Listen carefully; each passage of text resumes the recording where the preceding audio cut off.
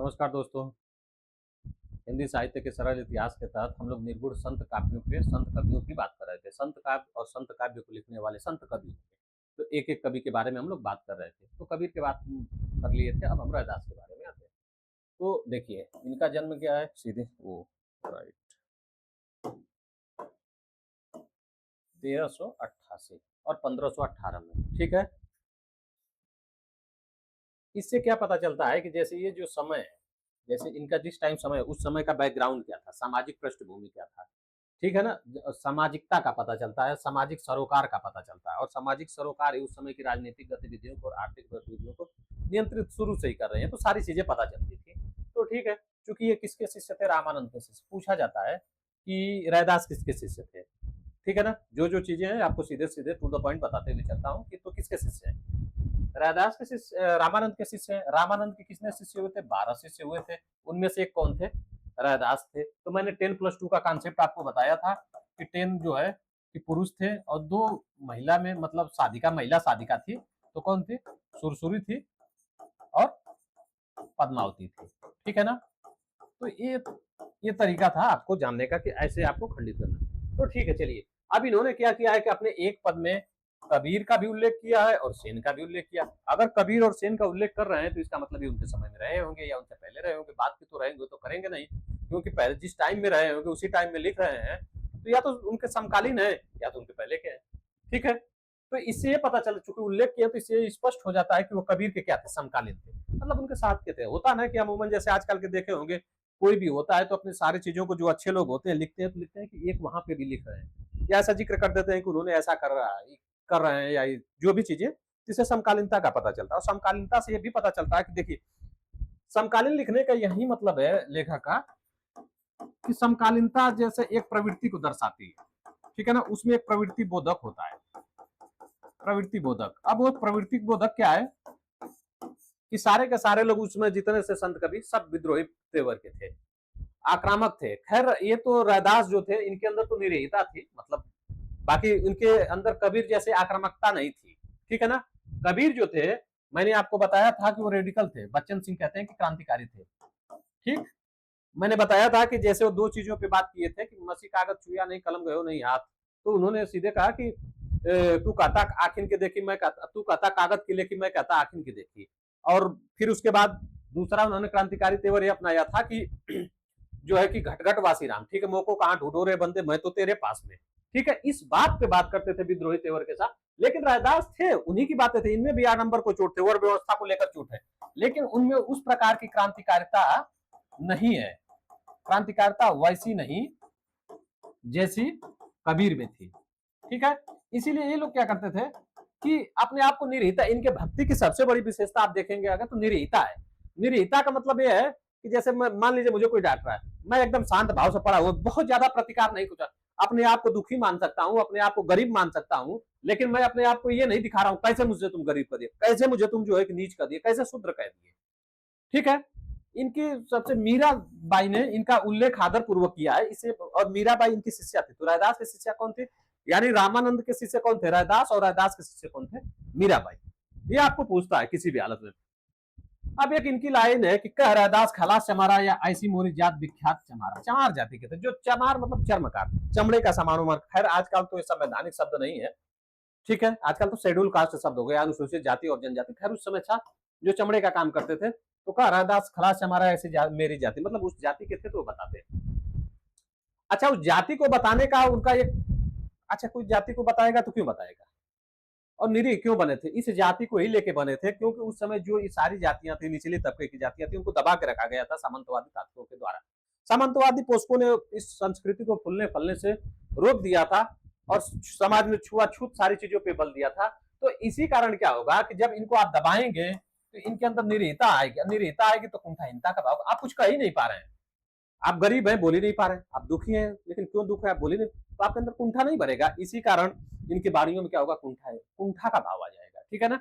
अब ये डंके की चोट पे कहते हैं कि जाके कुटुंब, ये वेरी मोस्ट लाइन है इनकी, कि जाके कुटुंब सब ढोर ढोवत फिर ही अजहू बनारसी आसपास आज, कि जिसके परिवार के लोग ढोर ढोते हैं, मुर्दों को ढोते हैं आज बनारस के आसपास में, वो अपने खानदान के बारे में बता रहे हैं, अपने पूर्वजों के बारे में बता रहे हैं कि वो पशुओं का ढोर धोते थे, मरे हुए पशुओं का काम होता था ना, चर्मकार और चमार ऐसे करके, क्योंकि चमड़ा धोने का काम करते थे, इसीलिए। तो जिनके लोग, जिनके कुल खानदान के लोग बनारस के आसपास है, यानी कहाँ के रहने वाले थे, सीधी सी बात पता चला बनारस के, और वहां पे मरे हुए पशुओं को ढोते थे, लेकिन फिर भी इतने ज्ञानी थे कि आचार सहित विप्र करहि दंड होती, तीन तनय रविदास दास अनुदासा, यानी उनको क्या करते थे, आचार सहित विप्र, आचार सहित सम्मान पूर्वक जो ब्राह्मण थे वो भी उनका क्या करते थे, दंडवत पूर्वक प्रणाम करते थे।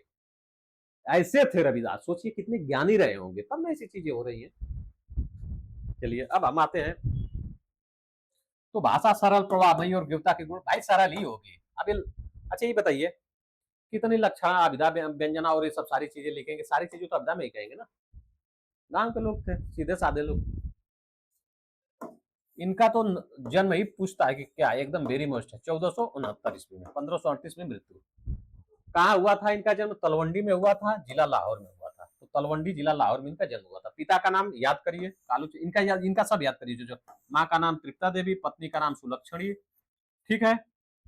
इनका पिता, इनके जो व्यवसायी थे, तो इनको कहते थे कि चलो व्यवसाय मन लगाओ, तो नहीं लगाते थे, बल्कि और नहीं तो उल्टे सीधे व्यवसाय के पैसे भी दीन दुखियों गरीबों में बांट देते थे, समझ रहे हैं। इन्होंने हिंदू मुसलमान दोनों की समान धार्मिक उपासना पर बल दिया, वर्णाश्रम व्यवस्था पर बल दिया, कर्म वर्णाश्रम व्यवस्था को कहा कि नहीं दूर करिए, कर्मकांड का विरोध करिए, ठीक है, निर्गुण ब्रह्म भक्ति का प्रचार किया। और इन्होंने, गुरु नानक ने व्यापक देशाटन किया था और मक्का मदीना तक की। अच्छा, ये लोग यात्रा क्यों करते थे, यात्रा इसीलिए करते थे कि जहां जहां जाए वहां वहां लोगों को ज्ञान दे, ठीक है ना। अच्छा, मुगल सम्राट बाबर से इनकी भेंट हुई थी, तो इनकी भेंट किससे हुई थी, बाबर से। पूछेगा कि गुरु नानक की भेंट किससे हुई थी, तो बाबर से हुई थी। इनका शिष्य रागी, इनका शिष्य कौन है, रागी, मुस्लिम रहते थे इनके साथ, और साथ ही शिष्य रागी नामक मुस्लिम रहते थे जो इनके द्वारा रचित पदों को गाते थे। इन्होंने क्या किया था, सिख धर्म का प्रवर्तन किया था, पंजाबी के साथ हिंदी में कविताएं लिखी, चूंकि पंजाब के लाहौर की तरफ रहने वाले थे, उधर पंजाबी, और यहाँ के रहने वाले थे हिंदी में। सिख धर्म का इन्होंने क्या किया था, प्रवर्तन किया था, सीधी सी बात है। सब चीजें आसान है अभी।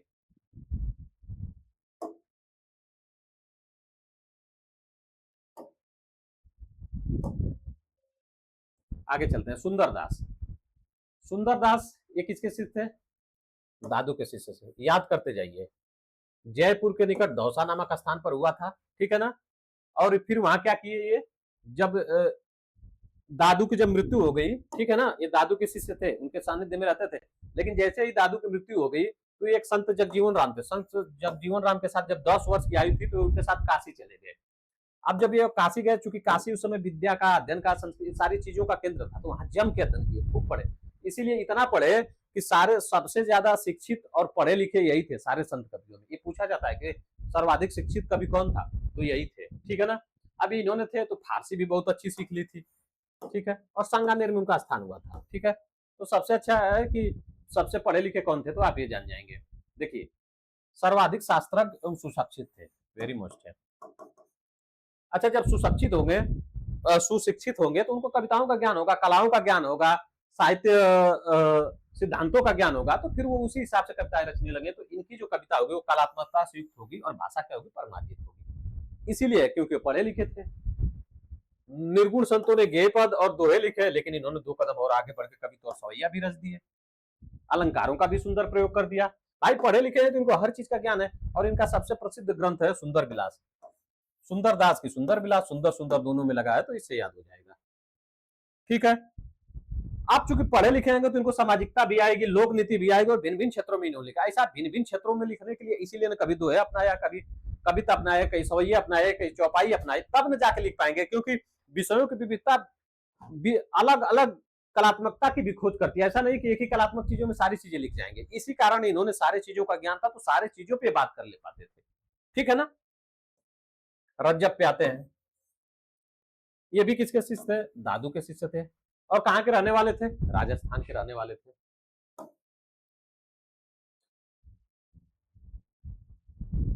इनकी कविता में सुंदर दास की शास्त्रीयता का तो अभाव है, किंतु हजारी प्रसाद द्विवेदी के अनुसार रज्जब दास निश्चय ही दादू के शिष्यों में सबसे अधिक कवित्व लेकर उत्पन्न हुए थे। देखिए, सबसे ज्यादा सुंदर दास थे, लेकिन अगर आपको ये पूछे कि रज्जब को किसने कह दिया था कि उनके दादू के शिष्यों में सबसे अधिक कवित्व लेकर उत्पन्न हुए थे, वो शिक्षित थे, ठीक है ना। देखिए यही तो है, वो शास्त्रज्ञ एवं सुशिक्षित थे सर्वाधिक, लेकिन सर्वाधिक अगर कवित्व लेके करना हो, रचना को लेके करना हो, तो कौन थे? ये रजत। ये बहुत इंपॉर्टेंट हो गया ये। मोर जहां पे मोर कंफ्यूजन हो वो समझिए कि वो टॉपिक बहुत वहीं से पूछी जाएगी। ज्ञानेश्वर इसराका के अन्य प्रसिद्ध कवि कौन कौन से हैं? मलुकदास हो गए, अक्षर अनन्य हो गए, जम्बनाथ हो गए, सिंगाजी हो गए, हरिदास निरंजनी हो गए, ठीक है। कबीर के पुत्र कमाल और शिष्य धर्मदास की गणना इसी परंपरा में होती है, ठीक है ना। अब देखिए ये पूछता है, दे देगा आपको चार विकल्प और उसमें देगा इनमें से कौन निर्गुण संत कवि नहीं। आपको चार, आप जैसे जैसे पैटर्न है उस हिसाब से पूछता जाता है और आप पता चले किसी में फंस गए तो ये आप कर लीजिएगा सीधे सीधे।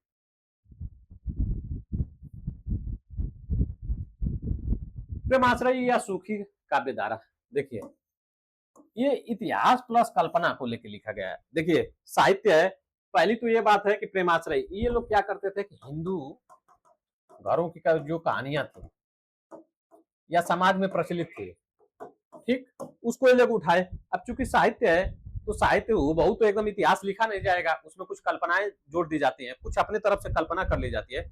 इसका मतलब ये जो है इतिहास और कल्पना को जोड़ के लिखा गया है, ठीक है। और इनमें प्रेम कथा की परंपरा रही है। अब देखिए इसी को लेकर ना किसी को अब इसी सारी चीजों को लेकर, प्रेम कथा को लेकर और सारी चीजों को लेकर, इनके पैटर्न को लेकर शुक्ल कहते हैं कि इनकी रचना पद्धति भारतीय भारतीय नहीं अभारतीय है। वो कहते हैं कि जैसे मसनवी शैली है, तो मसनवी शैली में क्या है कि देखिए मसनवी शैली में इन लोगों ने सारी की सारी चीजें लिख रखी है, ठीक है। अब मसनवी शैली में आप जब देखेंगे तो पहले तो क्या होगा, आरंभ होगा। आरंभ आप किससे करेंगे? ईश्वर की खुदा, ईश्वर की स्तुति से करेंगे, ठीक है। फिर उसके बाद क्या करेंगे, ईश्वर की स्तुति हो जाएगी तो फिर उस समय का कोई भी जो पीर या ऐसे करके कुछ भी होंगे, गुरु या खुदा कुछ भी, इनसे आप करेंगे, ठीक है, कोई भी फेमस। फिर उसके बाद उस समय के शासक और गुरु को करेंगे, फिर शासक को करेंगे, ऐसे एक क्रम होगा। फिर आप कहानियों पे जाएंगे ऐसे करके, तो एक तो ये क्रम हो गया। फिर क्या होगा कि सारी की सारी रचनाएं एक छंद में होंगी, ठीक, तो ये तरीका हो जाएगा। फिर उसके बाद इन लोगों में विरह की अतिशयता होती है, और खासकर विरह की अतिशयता होगी, और खासकर किसमें होगी? पुरुषों में होगी। इसीलिए देखे होंगे कि रानी जो है पद्मावती, राघव चेतन जो है कि जो है वो कौन, वो जो जाते हैं पद्मावती के, मतलब पद्मावती के वियोग में सबसे ज्यादा दुखी वो रहते हैं, ठीक है ना। तो इस तरीके से ये देखेंगे। फिर उसके बाद होगा क्या कि विवाह पूर्व प्रेम हो जाएगा इन लोगों को, ये भी होगा। फिर इनका जो है कि प्रेम की शुरुआत किसी होगी, प्रेम का आरंभ स्वप्न दर्शन से हो जाएगा, या कोई किसी संवाद, जैसे सुख सुखी संवाद हो गया, ऐसे करके किसी संवाद से शुरू होगा। ठीक इसी तरीके से आप पद्मावती का देखेंगे तो कैसे तोता बात करते हैं, फिर स्वप्न दर्शन होता है पद्मावती का, फिर ये लेकिन गणपति इसी आधारों पे कहते हैं शुक्ल, ये सारी की सारी चीजें जो है अभारतीय है। लेकिन उसी के बाद गणपति चंद्रगुप्त आते हैं, उन्होंने कहा नहीं भाई, कैसे आप हर चीज को ऐसे कर दे रहे हैं, ये भारतीय है। क्या है इनकी शैली, क्या है? भारतीयता की शैली है, ठीक है ना। और भारतीयता की शैली में उन्होंने कहा कि जैसे आरंभ ईश्वर की स्थिति तो यहाँ पे भी किया गया, ऐसा थोड़ा ना है कि अभी आप देख लीजिए रामायण में क्या आरंभ नहीं किया गया है, फिर उस समय मतलब बहुत सारी चीजें, ऐसा थोड़े ना है। फिर एक ही छंद, एक छंद में कहा है, इसमें तो कड़वकबद्धता है ना। और कड़वकबद्धता होने का मतलब है कि कड़वकबद्धता और कड़वकबद्धता में दो प्लस चौपाई दोनों होगा, ठीक है, दो प्लस चौपाई दोनों होता है।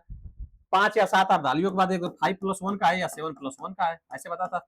सब में 5+1 का है, लेकिन चित्रावली और पद्मावती में 7+1 का कॉन्सेप्ट है। फिर तो एक छंद का भी कॉन्सेप्ट हुआ। अब विरह की अतिशयता तो क्या यहाँ पुरुषों में नहीं है? नल दमयंती ऐसे करके बहुत सारे जो भी सारी चीजें यहाँ पे भी भारतीयों में भी रही है, और स्वप्न दर्शन और ये सब सारी चीजें यहाँ पे भी बहुत सारी चीजें, तो कहाँ से ये भारतीय हो गया? ये भी तो हमारी ही पद्धति का है, ऐसा थोड़ा ना कि हर चीज उठा के कह देंगे क्या भारतीय। चलिए ठीक है, ये तो खैर इस पे बात हो गई। अब देखिए अब प्रेम कहानी की परंपरा कहां कहां से? कालिदास का मेघदूत हो गया, बनारसी दास ने अर्ध कथानक में लिखा है कि वो मधुमालती मृगावत पढ़ते थे, वो सूफी नहीं शुद्ध लौकिक प्रेम काव्य थे, ठीक। पहले तो ये एक सूफी काव्य है कि नहीं, तो ये लोग कहते हैं कि नहीं, देखिए इसके पहले की जो प्राचीन परंपरा थी वो शुद्ध लौकिक प्रेम था, उसमें सूफी नहीं थी। अच्छा, इसीलिए पद्मावती को अनुक्ति और समासोक्ति दो चीजों में विभाजित किया जाता है। फिर क्यों इसको कोई सूफी काव्य, क्यों कोई कविता ही मान पाता है, क्यों इसको कोई कहता है, ये भी एक बड़ी चीज है। चलिए देखिए, खैर बता देते हैं, अनुक्ति और समासोक्ति, ठीक है ना। देखिए यहाँ अप्रस्तुत अर्थ, अप्रस्तुत प्लस प्रस्तुत अर्थ दो होगा। अच्छा, ये दोनों चीजें कहाँ पे होंगी, सवाल कहाँ उठता है, जहां द्वयार्थक हो। जैसे पद्मावती के दो अर्थ निकलते हैं ना, कि कोई कहता है कि अच्छा इसमें, तो जहां अप्रस्तुत अर्थ और प्रस्तुत अर्थ दोनों हो, लेकिन अप्रस्तुत अर्थ महत्वपूर्ण हो, और इसमें जो है कि अप्रस्तुत और प्रस्तुत हो, लेकिन प्रस्तुत की भी जो है कि विवेचना की जाए, उसको भी महत्व दिया जाए। अब देखेंगे पद्मावती में, तो जैसे पद्मावती की एक तो है कथा चलती है, तो कथा को लोग महत्वपूर्ण करते हैं, फिर लास्ट में एक छेपक जैसा ऐसा जुड़ जाता है कि तन चितौर रजमाना किन्ना, कि मतलब फिर आत्मा परमात्मा की बात होने लगती है। तो इसी तरीके से ये लोग कहते हैं कि वो बाद में, तो इसी पे कोई लौकिक प्रेम का कहता है। यानी क्या था, एक ही आधार को, कहानी को आधार बनाकर मध्यकाल में अनेक रचनाकारियों ने काव्य लिखे, और आदि अनेक सूफी कवियों ने लिखा, आदि अंत जस कथा रही पुनि हम खोलब अरथ कही। वही वो बात करे कि अनेक रचनाकारों कि आदि, आपने जैसा जैसा कहा कह दिया, आदि अंत जस कथा कही, आपने तो कह दिया, लेकिन पुनि हम खोलब अर्थ, अब हम अर्थ खोलेंगे, अब हम फिर से आपको बताएंगे कि इसका अर्थ क्या है, अब इसका क्या है कहानी, ठीक है। अब ये लोग प्रचलित थी, उसी के आधार पे करते थे, ठीक है ना। तो हुआ क्या कि जो लोक प्रेम की कथा थी और सूफी काव्य थे, ये दोनों एक दूसरे के क्या समांतर चलते रहे। समांतर क्यों, क्योंकि लौकिक प्रेम कथाओं को ये लोग आधार बना लेते थे, सूफी काव्य के लोग, और फिर उसका कुछ और अर्थ निकल जाता था, प्रस्तुत अर्थ, मतलब प्रतीक अर्थ, अध्यात्म से अर्थ, तो फिर तो समांतर ही तो है। अब इसमें ईश्वर दास की सत्यवकथी कथा जैन परंपरा में ढोलवा मारू राधु आ जाएगी, ठीक है। फिर उसके बाद माधवानल काम कंदला आ जाएगी, कुशल लाभ की है, और फिर माधवानल काम कंदला आलम की भी है, ये भी आ जाएगी। सारंगा सदा वृक्ष की भी कथा आ जाती है, ये सब है जो। तो कहने का आशा यह है कि सूफी, कहने का आशा यह है कि सूफी काव्य के साथ साथ शुद्ध लौकिक प्रेम में प्रेम आख्यानों की परंपरा भी चलती है। बस उसी बात को फिर से रिपीट कर रहा है, सूफी कवियों ने इसी आख्यान परंपरा का उपयोग किया, बस वही बात तो कह रहा है कि जो लोग प्रचलित थे, जो लैला मंजू के हीर राजे की जितने भी आप कहानियां देखेंगे, वो सारे के सारे इधर इन लोगों ने प्रयोग किया, फिर उसमें जो है गूढ़ अर्थ छिपा दिया, गूढ़ रहस्यात्मक अर्थों के साथ, फिर उसको आत्मा से परमात्मा को जोड़ने का काम किया, तो फिर उससे, यानी यहाँ प्रस्तुत और अप्रस्तुत दोनों अर्थ रहते हैं। जो मैंने बताया ना, एक तो अर्थ यहाँ का होगा, साधारण सा होगा, एक परमात्मा से आप जोड़ दीजिएगा। सूफी परंपरा के पहले कवि कौन है, मुल्ला दाऊद है, ठीक है। इतनी सी बात है।